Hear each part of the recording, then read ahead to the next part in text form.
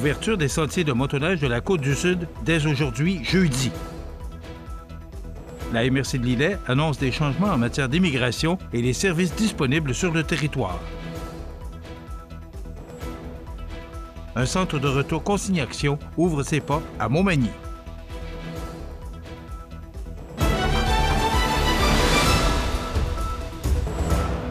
Jeudi 6 février 2025. Bonjour, mesdames et messieurs, et bienvenue à votre émission d'information locale et régionale sur le réseau de télévision CMA TV. Suite à un communiqué de presse émis mercredi et à une confirmation de son président sur nos ondes mercredi, la grande majorité des propriétaires de boisés privés acceptent de mettre fin à leur révocation de droit de passage et ouvrent les sentiers de motoneige sur la Côte-du-Sud dès aujourd'hui, jeudi. Cette excellente nouvelle résulte d'un dialogue et d'un engagement collectif entre les propriétaires forestiers, les acteurs du milieu et les instances politiques. Nous sommes convaincus que cette approche collaborative est un pas de plus vers un cadre moderne et structurant de mise en marché des bois. Nous travaillerons très fort ensemble pour ne pas être au même point le 1er juillet prochain, a déclaré le président de l'Association des propriétaires de boisiers privés des Appalaches, Rénal Nadeau. Engagé dans une approche moderne de mise en marché proposée au syndicat des producteurs du bois de la Côte-du-Sud le 28 janvier dernier, l'association souhaiterait vouloir maintenir un canal de communication ouvert avec tous les intervenants, y compris avec le syndicat des producteurs de bois, afin de trouver des solutions viables et durables, mais l'association demeure toujours sans réponse. Dans l'objectif de suivre de près le chantier sur la forêt privée, initié par la ministre Maïté Blanchette-Vézina, qui porte notamment sur la mobilisation des bois et les mécanismes de mise en marché, le député de Côte-du-Sud, Mathieu Rivet, le député ou la députée de Bellechasse, Stéphanie Lachance, le député conservateur de Montmagny-Lillet-Kamouraska-Rivière-du-Loup, Bernard Généreux, et les préfets de Lillet, Normand Caron, Montmagny, Frédéric Jean et Kamouraska, Sylvain Roy, tiendront des rencontres mensuelles avec l'association afin d'assurer un suivi des avancées. Une proposition soumise par le député fédéral Bernard Généreux de réaliser un événement qui permettrait de mieux faire connaître la filière forestière et le rôle clé des propriétaires de boisés dans le développement socio-économique du territoire de la Côte-du-Sud pourrait voir le jour au printemps prochain. Au nom des MRC de Lillet, Kamouraska et Montmagny, nous tenons à remercier la décision de permettre à nouveau l'accès aux sentiers de motoneige prise par l'Association des propriétaires de boisés privés et ses membres. C'est un soulagement pour nous de savoir que nos entreprises locales pourront poursuivre leurs activités en cette saison hivernale. Nous souhaitons également souligner la bonne volonté démontrée par les parties impliquées. Nous sommes confiants pour la suite d'ajouter les préfets des MRC de Montmagny, Lillet et Kamouraska. La réouverture des sentiers de motoneige sur la Côte-du-Sud, jeudi matin, marque une étape importante vers un équilibre entre développement économique et accessibilité des territoires. Nous remercions tous les partenaires impliqués et réaffirmons notre engagement à mettre en œuvre un projet moderne, inspiré de celui proposé par les propriétaires de boisés le 28 janvier dernier, avec une mise en place prévue dès le 1er juillet 2025, a conclu l'Association des propriétaires de boisés privés des Appalaches. C'est en conférence de presse mardi que la MRC de Lillet annonçait les changements récents en matière d'immigration et les services disponibles sur le territoire. Cet événement servait d'opportunité pour renseigner les représentants des entreprises du territoire sur les nouvelles mesures en immigration. Mario Lacombe était sur place et voici son reportage. Le service d'accueil et d'inclusion des nouveaux arrivants de la MRC de Lillet, en collaboration avec ses différents partenaires, initiait une rencontre d'information sur les nouvelles mesures en immigration ce mardi au siège social de la MRC de Lillet à Saint-Jean-Borgely. Cet événement offrait l'opportunité de renseigner les représentants des entreprises du territoire sur les nouvelles mesures en immigration présentées par le MIFI, le IRCC et le EDSSC. Cette rencontre a été l'occasion d'informer les participants sur les changements récents en matière d'immigration et les services disponibles sur le territoire, de rencontrer les ressources spécialisées en immigration ainsi que de recueillir les besoins et préoccupations des employeurs, toujours dans le but d'optimiser nos services. M. Sylvain Thibouteau, directeur du service de développement économique de la MRC de Lillet. Lorsqu'on a appris que les nouvelles règles au niveau des travailleurs étrangers temporaires se mettaient en branle, déjà il y a eu une concertation entre les différents territoires de MRC de Chaudière-Appalaches, donc les 10 territoires, ainsi que la table régionale des élus de Chaudière-Appalaches, lesquels regroupent les préfets et maires de grandes villes de Chaudière-Appalaches. Comme le soulignait M. Thibouteau, les changements qui seront appliqués aux lois et règlements qui régissent la province sur le quota d'immigration pourront avoir un impact considérable dans une région comme la nôtre où le taux de chômage est très bas et où les besoins en ressources supplémentaires sont criants. À nouveau, M. Thibouteau.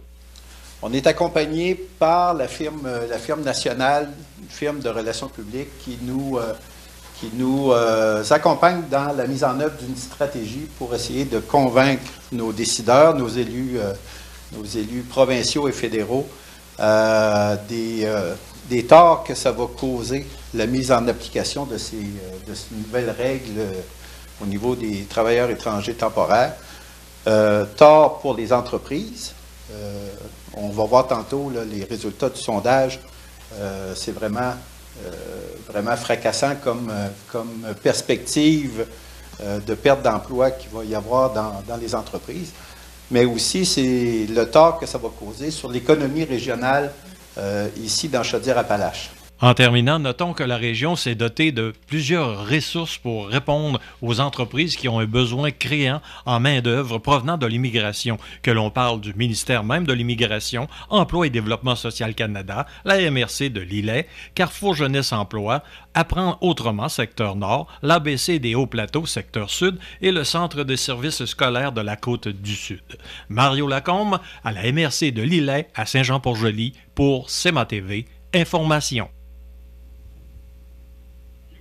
Un centre de retour Consigne-Action ouvre ses portes à Montmagny. On vous donne tous les détails après la pause. Animalerie Montmagny, on aime vos félins, parfois taquins. Oui, vos chiens, même les coquins. Vos oiseaux qui chantent en duo, c'est pour l'amour des animaux. Animalerie Montmagny, pour l'amour des animaux. Faites plaisir à votre Valentine ou Valentin pour le 14 février, fête de la Saint-Valentin. 100 $ en chèque cadeau à gagner chez Carl Poulin le bijoutier et 100 $ en chèque cadeau au nouveau resto-pub Le Cataros, rue Saint-Jean-Baptiste, Montmagny. Pour participer, il suffit de vous inscrire sur le site web de CMA-TV au cmatv.ca. Le tirage aura lieu le mardi 11 février dans l'émission Bonjour Côte-du-Sud vers 8h50. Participez nombreux et gâtez l'être cher. Ce jeudi, le Trait d'Union vous invite à cultiver sa santé mentale. Une chronique en compagnie de Mélissa Boilard, directrice du Trait d'Union, groupe d'entraide pour personnes ayant des troubles de santé mentale, présenté à CMA-TV. Vous regardez CMA-TV, le réseau de l'information sur la Côte-du-Sud. La modernisation du système de consigne au Québec franchit une nouvelle étape alors qu'un nouveau centre de retour Consigne-Action ouvre ses portes à Montmagny. Situé au 91 boulevard Taché-Ouest, ce site ultramoderne, équipé des dernières technologies, vise à faciliter et accélérer la récupération des contenants consignés. L'Association québécoise de récupération des contenants de boissons, la QRCB, qui pilote le projet, veut offrir aux citoyens une expérience simplifiée et efficace. Deux options sont disponibles, soit le retour à l'unité, où les contenants sont déposés un à un dans des machines automatisées avec remboursement immédiat en argent comptant ou par transfert électronique, ou le retour express, qui permet aux citoyens de déposer un sac rempli de contenants non triés et de recevoir leur remboursement par voie électronique après traitement. D'ici le 1er mars 2025, le réseau québécois de lieux de retour atteindra 1200 sites, avec une refonte majeure du modèle de récupération. Fini le temps où les contenants étaient uniquement retournés chez les détaillants. Notons que le remboursement pourra se faire directement via l'application mobile Consignation, offrant ainsi une solution pratique et rapide.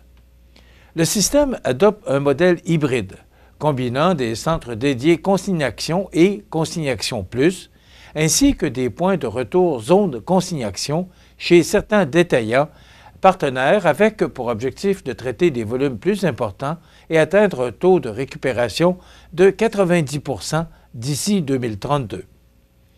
À cette date, tous les contenants de boissons en plastique, de 100 ml à 2 litres, incluant bouteilles d'eau, d'eau pétillante et de jus, seront assujettis à la consigne, soit 1,5 milliard de contenants supplémentaires. Toutefois, les bouteilles de vin, spiritueux et cartons multicouches devront patienter jusqu'en 2027 pour être intégrés au programme.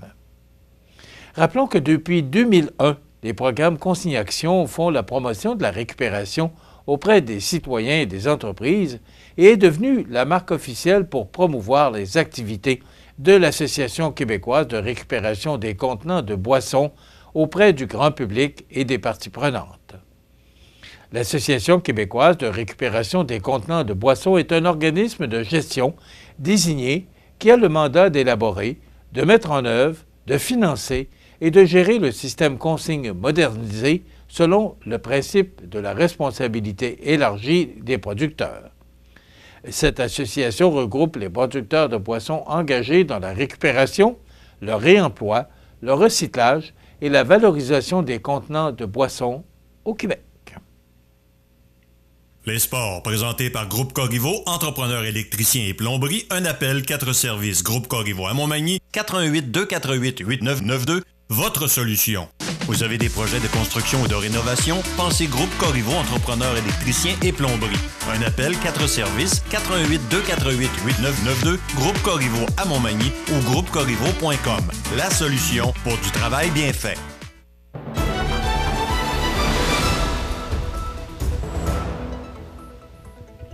Au sport, exceptionnellement disputé un mardi soir, l'Everest de la Côte-du-Sud affrontait pour une dernière fois le Titan de Princeville au centre sportif Paul de la Sablonnière. Voilà. À cet effet, la troupe de Simon Lebrec a égalisé un record de concession l'emportant 3-2 avec une soirée productive pour Tommy Bouchard et Félix Riverain. Bouchard a enregistré son 23e et 24e filet de la campagne, dont le dernier but a été compté en désavantage numérique, en plus d'assister Félix Riverain pour son 29e de la saison. Le Saguenayen, qui a récemment signé une entente d'engagement avec les Inuks de l'Université du Québec à Chicoutimi, a amassé 19 points au cours des 10 dernières rencontres. Princeville a répliqué avec des buts en deuxième et troisième période, mais le gardien de but de l'Everest, Émile Pagé, a fermé la porte en fin de rencontre en bloquant 28 lancés. Avec ce 7e gain consécutif, l'Everest égalise son record d'équipe avec le même nombre de victoires réalisées que durant la saison 2019-2020. L'équipe était alors dirigée par Simon Olivier et avait réalisé l'exploit entre la mi-novembre et le début du mois de décembre. La Côte-du-Sud retrouvera finalement ses partisans ce vendredi à l'Aréna de Montmagny après 6 matchs à l'étranger. La formation de Laval visitera l'Everest, match qui débutera à 19h45. Notons que ce match est particulièrement dédié aux résidents de Saint-Pamphile, alors que, pour l'occasion, 300 billets sont mis à la disposition de la municipalité de Saint-Pamphile et sont disponibles à la Caisse des Jardins du Sud de l'Îlet et des Hautes-Terres. Et en terminant, rappelons la défaite du Canadien de Montréal contre Los Angeles 6-3. Voilà ce qui complète votre bulletin d'actualité de ce jeudi 6 février 2025. Dans un moment, les prévisions de la météo et l'état des routes. Voilà, c'est tout pour l'instant. Bonne journée, mesdames, messieurs. Pour rejoindre la salle de nouvelles de CMA-TV, nouvelles au pluriel @cmatv.ca ou encore 88 241 13 13 poste 226.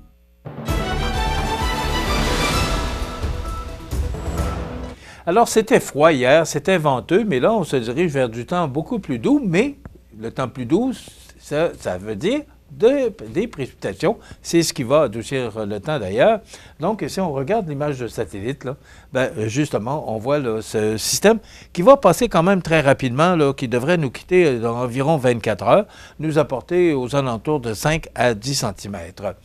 Pour l'image radar, voilà ce système-là qu'on voit qui s'approche de nous et qui déjà nous apporte du temps un petit peu nuageux. Donc, ça se résume ainsi pour ce jeudi. C'est de la neige qui débute en après-midi, accumulation de 2 à 4 cm, des vents jusqu'à 15 km/h avec un maximum de -8.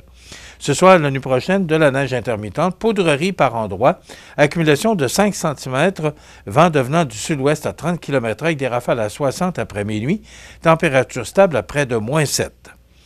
Demain, vendredi, averse de neige qui cesse en matinée, généralement nuageux par la suite avec 40 % de probabilité d'averse de neige, poudrerie par endroits, des vents du sud-ouest de 30 km/h qui souffleront en rafale à 60 km/h. Maximum quand même doux et au-dessus des normales de saison avec -4. Dégagé pour la nuit de vendredi à samedi, alors que samedi, c'est un dégagement qui nous apporte du soleil avec un maximum quand même de -9 degrés qui est en deçà des normales de saison. Pour dimanche, de la neige intermittente avec également un maximum de -9 et pour lundi, c'est le retour du soleil, mais il y aura quand même de fréquents passages nuageux et on a un maximum de -9. Les normales de saison, à cette d'année, sont de -7 le jour, -18 la nuit. Le soleil s'est levé à 7h01 ce matin et se couchera à 16h53, heure normale de l'Est. Il fait actuellement -19 degrés, sans facteur vent. Les vents soufflent de direction nord, faiblement quand même, à 4 km/h. L'humidité est à 66 % et la pression barométrique est à 102,3 kPa. Voilà pour la météo, donc un système là, qui passe rapidement et qui devrait nous apporter du soleil et du temps un petit peu plus froid pour la fin de semaine.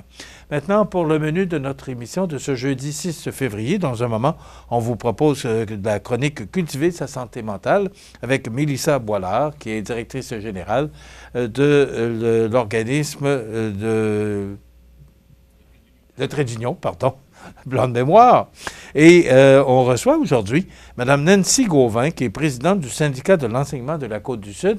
C'est la semaine des enseignants et enseignantes. Donc, elle viendra nous parler de ce qui se passe au cours de cette semaine-là. Et il y a un sondage qui a été fait également sur les incivilités.